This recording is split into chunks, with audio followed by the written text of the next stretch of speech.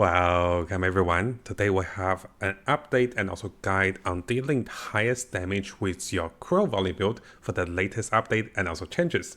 So in this particular video, this is my own demonstration of gameplay of one-shotting the boss in pit 150. And because during the testing rounds I turned off the damage numbers because I couldn't see the purple monsters, I want to show you guys how much damage we're actually dealing by turning on the damage numbers. So coming over to this particular replay that I went back to pit 150 for some damage testing. Let's see if I put on the slow mode and let me show you guys some of the damages that we can deal, and in this video I want to teach you guys exactly how to deal the highest damage for your Spiritborn. So here you can see I'm popping trillions and also millions of damage. Now one of the biggest factors for our build, which I'll go through the build with you guys of course again, and it is the numbers over here. So here you can see I popped 141 trillion, and there are a lot of ways to do those damage numbers once you understand the mechanics and also everything behind the build. So in this video, this is what I want to share with you guys. I want to share with you guys how to consistently do big numbers and how to get yourself the most satisfaction in doing this build, and also what are the tips in clearing higher level pit like pit 150, and what are the mistakes you should avoid, what are the crucial aspects, and what are the things you may be missing or you may be lacking before hitting trillions and also hundreds and trillions. And in the previous video, the Chinese content creator did say that he can clear very fast, and I have been testing. Yes, the damage numbers are pretty amazing, and once you know some of the basics for this build, you can definitely clear very fast. Not only you're killing elites very fast, you're one-shotting the end level boss, which is a big difference. So here is again is a big number. And as you guys can see over here, in most of my testing rounds, I can take down the pit tier 150 in less than 10 minutes. Usually 9 minutes or 8 minutes to go, I can go to the boss, and once you get the mechanics right, you can one-shot the boss using those tricks and also method to do the highest damage. And one-shotting the boss is very satisfying in the end game. Now, if you guys haven't seen the latest update of the build, this is the build I'm currently following on. I'm using the mystical chest and also similar temperings or weaker gears compared to the Chinese content creator. And he was doing one-shotting, 100,000s, and I was doing close to 140 or even higher if I can capture the numbers. So it's a little harder to capture the numbers. So firstly, let me go through the gear choices. Now, similar what I did in the builder's guide, there hasn't been any big changes for my build. I did get a better, max life helmet over here with GA, and here my chest is still the mythical chest, which allows us to do a lot of damage. And in terms of the gloves, I actually broke these gloves. I couldn't get it out of Mystic Circle, and I'm using this one even though I'm not using Mystic Circle. So that is considerable amount of damage that was lost because of these gloves. You can see that I have been trying to roll on maximal life whenever I can with GA.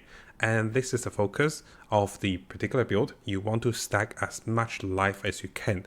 And this way, notice that around here I have about 20,000 life, and during combat I have about 36,000 life. And hitting over 30,000 life seems to be one of the biggest factors for you to do more damage. So over here you can see my maximum life during combat, which is around 36,000 life with about 1,000 armor, and also here are the stats that happens during the combat. Now, because you guys can see and also the gear stats requirement and also what you want to work on in the builder's guide, I don't really have to go through that too much. One thing to notice is though, over here with the choices of gears, we are prioritizing on doing more damage. So I have taken more points out of armor height, only 1 point over here. And because we're now using the gloves, this particular point will be extremely helpful to get you more vigor, allows you to do more damage. Now, in terms of the choice of the gems, we're going with all the barrier gems together with those particular gems that provide us with more maximum life, and over here with more barriers from the jeweled spell Earthing Bulwark. I am using the SpiritHall with Jaguar as the primary one, Gorilla as the second one.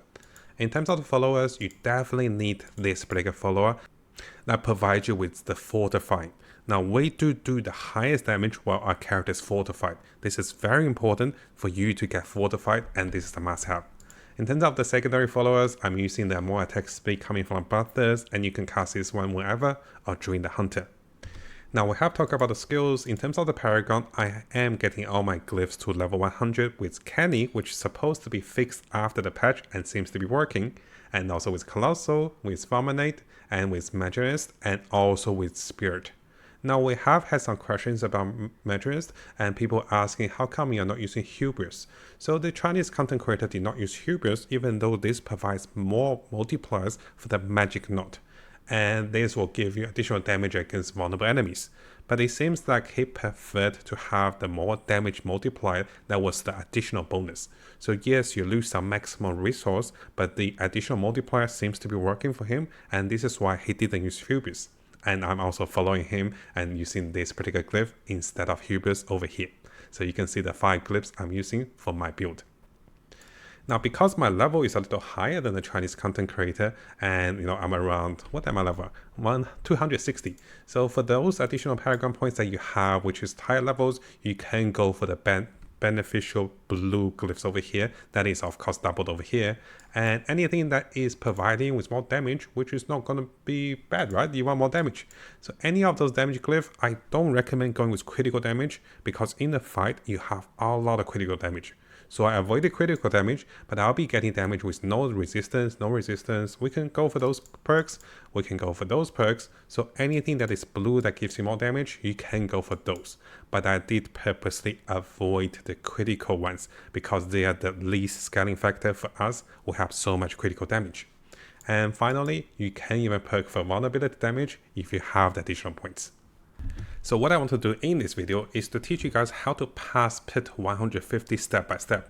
The first thing I do is I open the pit and then I pop my potions because they expire very fast. I'll go with maximum life, I go with the dexterity ones, and also I go with it.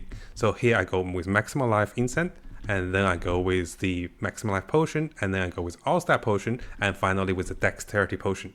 We have talked about this in the previous video. This will empower your damage by a lot. Now, once you get into the pit, high level pits, what you want to do is, before you do anything, you want to look out for a lot of monsters, and for our build, we're exploding monsters upon death.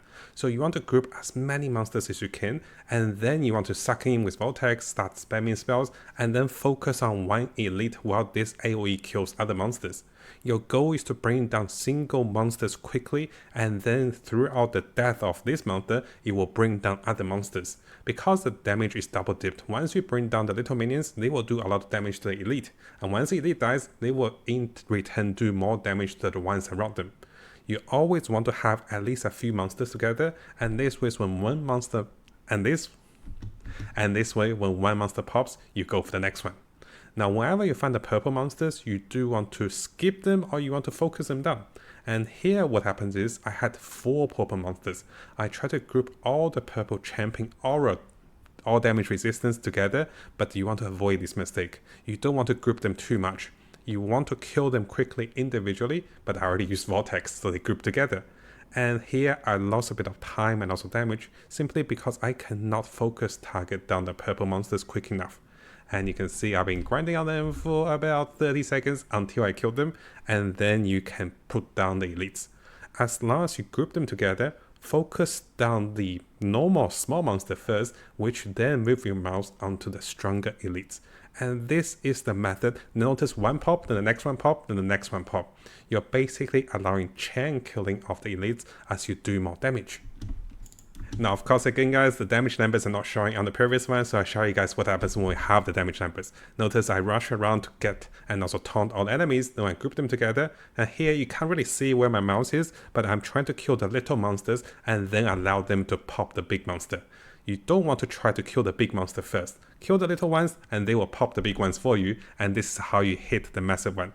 So what happens here is, notice I killed a lot of little ones, which enable a lot of death explosions from vulnerability aspects, and then this popped one of the big one, and this activated a chain reaction which allow me to pop the next elite, and this pops a lot high damage. It multiplies a lot damage simply because we continue to chain kill those monsters. So always focus on the little minions and then pop one elite and then pop the next one instantly after this one. And this usually allows you to pop a group of monsters very quickly, dealing tons of damage. Now notice here, once there's only one elite, you actually don't do that much damage until they fall below 35%. You do double damage to monsters under 35% because they're injured. This is a big factor, and because you have been killing other monsters, if you have one single target that's max life, you might want to skip it. But because this one's under 35%, I stayed and also killed this monster to gain some progress over here. Now, oftentimes as you travel across the map, you do see the purple monsters. Sometimes you can skip them, other times I'm recommending going a little further and then see if you get a shine or something. Notice here I found a shine, and here I'll go back and focus on the purple ones. And here I did make the mistake again. I've sucked them in. You don't want to suck them in too much simply because you might miss the targeting. But luckily I did not miss the targeting. And here this is when the heaven begins. The chain killing begins simply because I kill the small ones, the big one pop, and the next big one pop, and then everything dies within seconds. And this is the most fun part for this build. Of course, I'll probably be doing hundreds and trillions of damage, but we don't get to see this one because I turn the damage numbers off. Now finally, once you guys get to the boss, and usually this is actually very quick to the boss simply because you're exploding monsters left or right. So once you get to the boss, the most important factor is to notice that if the boss is summoning or not. Our build works just like the Holy Bot Potion in the past. Our build need to explode minions. If you're not seeing little minions, notice here I found the boss with 8 minutes to spare. But as you fight the boss, what you're going to notice is, unless the boss summon monsters, and the Blood Bishop definitely did not summon monsters for me, the Blood Orbs over here were not enough, and because they cannot be Vortex in. So here I spend the next 2 minutes testing on the boss that does not summon, and seems like our build is not good for the boss that does not summon. You're wasting time if you find a boss like this. So what I recommend is, you can just let the boss kill you, and after the boss kills you, I recommend starting another run, and then finding a boss that summons. So let me show you guys the difference. That one took me 2 minutes, the boss was not even down to like 20%. Here, this is a boss that summons. Once you find a boss that summons, save your vortex or get your vortex ready. Once it summons, suck the little minions in, and then just cast your spells, pop them, and the moment the little one dies, they will chain react that onto the boss, and that's how you do it. You pop the boss very quickly, and this will allow you to do the highest damage in pit 150. Now hopefully this was a clear enough explanation of the method that I used to clear 150, and at the end of the video I'll show you guys this entire run together with items of choices and also my current stats. Now those items are definitely not going to be the perfect items, and I do recommend coming over here to the builder's guide to see some of the ideal craftings and also items that you can use on those gears. Now because we're not using the unique ring, you can get a lot more life, and having the mythical chest means even higher life. So even if your gears are not good enough, if you follow my method and also combinations, you can easily deal over 100 and also trillions of damage, and 100,000s of trillions of damage. So let me know in the comments below guys if you have any questions, and we do have the previous video to explain some of the frequently asked questions about the 275 and also about the master crafting types, so make sure you check the previous videos for those questions to be answered.